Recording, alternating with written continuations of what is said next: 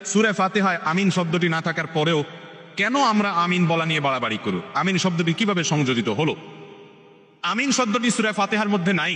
সূরা ফাতিহার আয়াত কয়টা ভাই? 7টা আয়াত। এই 7টা আয়াতের মধ্যে আমিন নাই। সুন্দর প্রশ্ন। তো সূরা ফাতিহার মধ্যে আমিন নাই, সেখানে এটার পরে এই আমিন নিয়ে আমরা আবার মারামারি করি কেন? যৌক্তিক প্রশ্ন। আর দ্বিতীয় প্রশ্ন হলো যে এই আমিন কে যুক্ত করলো? কোরআনে নাই, তাহলে কোত্থেকে আসলো? ভাইরা আমার, এই আমিন যুক্ত করেছেন স্বয়ং নবী করিম সাল্লাল্লাহু আলাইহি ওয়াসাল্লাম। তিনি বলেছেন, মানুষ যখন সূরা ফাতিহা পড়া, বিশেষ করে জামাতে ইমাম গায়রুল মাগদুবি আলাইহিম ওয়ালাদ-দাল্লিন সূরা ফাতিহা পড়ে যখন শেষ করে, যে ব্যক্তি ইমামের এই সূরা ফাতিহা শেষ করা শুনে, সূরা ফাতিহার শেষে অনেকগুলো দোয়া আছে আল্লাহর কাছে, আমরা অনেকে জানি না, না জেনে পড়ি। আল্লাহ আমাকে সঠিক পথে পরিচালিত করেন। কত যুবক, কত মানুষ ভুল পথে গিয়ে জাহান্নামে চলে যাবে, আমি যেন সঠিক ট্র্যাকে জান্নাতের পথে রুটে থাকতে পারি। দোয়া আছে। এই দোয়া ইমাম করার পর মুক্তাদিরা যারা আমিন বলে এবং যাদের আমিন ফেরেশতারা ওই সময় আমিন বলে, সে আমিনের সাথে মিলে যাবে, আল্লাহ রাব্বুল আলামিন তাদেরকে মাফ করবে।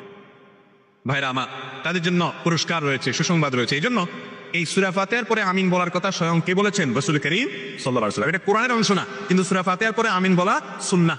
সূরা ফাতিহার পরে আমিন বলা কি ভাই? সুন্নাহ। এখন জোরে বলবো নাকি আস্তে বলবো? উভয় রকমের হাদিস আছে। ওয়াইল ইবনে হুজর রাদিয়াল্লাহু তাআলা আনহু থেকে এটা নিয়ে গন্ডগোল করার কথা হাদিসে ভাই। হাদিসে দুই রকমের কথাই আছে এবং দুই রকমের কথাই উলামায়ে কেরাম নিজ নিজ গবেষণার দলিল হিসেবে পেশ করে থাকেন। এই গবেষণাগত মত পার্থক্য নিয়ে মারামারি করা, ঝগড়াঝাটি করা কোনো অবস্থাতে জায়েজ নাই। আল্লাহ আমাদেরকে বুঝার তৌফিক দান করুন।